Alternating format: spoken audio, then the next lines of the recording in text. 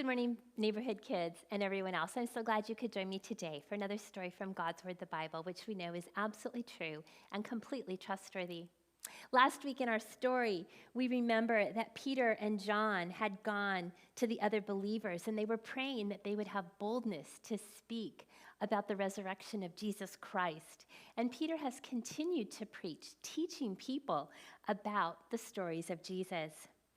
Luke, the author of the book of Acts, tells us in chapter 4, verse 32, that the believers were all of one mind and one heart. They were unified. They shared their food, their clothes, their houses, whatever there was a need for. These believers met it with their own money and property. Nobody really needed anything, because if somebody had a great financial need or someone in the community needed more than they had, a believer who owned property or a house would sell it, and they would give the money to the apostles, as they're now being called. Apostle means sent one. So our disciples are now apostles sent by Jesus. And they would share all of this money with the believers.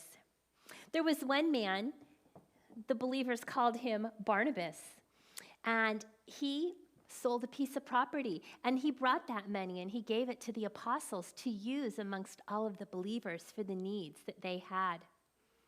Well, as we come to chapter 5 in Acts, we're going to meet two people who, like Barnabas, had some property and they decided to sell it. Ananias and his wife Sapphira had sold a piece of property and gotten a lot of money for it. And they decided between the two of them that they were going to keep some of the money for themselves, but they would give the rest of it to the apostles. And so Ananias brought that money and he gave it to Peter and said, "This is the money from the sale of my house." Peter said, "Why are you lying? Why are you choosing to keep some for yourself and lie to God?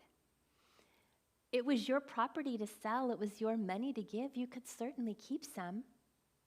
Well, when Ananias heard this, he fell down dead. And some young men came in and they carried him out and they buried him. About 3 hours later, his wife Sapphira came in and she didn't know what had happened. And Peter asked her, "Ananias gave me this money. Is that what your house sold for?"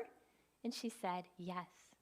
And Peter said, "I don't know why you're choosing to lie, but the young men who carried out your husband and buried him are here to carry you out and bury you." And sure enough, she fell down dead. And the young men carried her out and buried her next to her husband. Great fear came to all of the believers, wondering what had gone on. And maybe this story makes you a little bit afraid too. You know, it was perfectly okay to not give all of the money. The problem was Ananias and Sapphira lied about how much they got. And that made all the difference. Proverbs 6:16 says that there are 6 things that God hates, and one of those is a lying tongue. Because lying is a sin. It's a sin against God. But Jesus died on the cross so that we could be forgiven of those sins, those lies that we have told, and we can have the promise of an eternity in heaven after our life here on earth.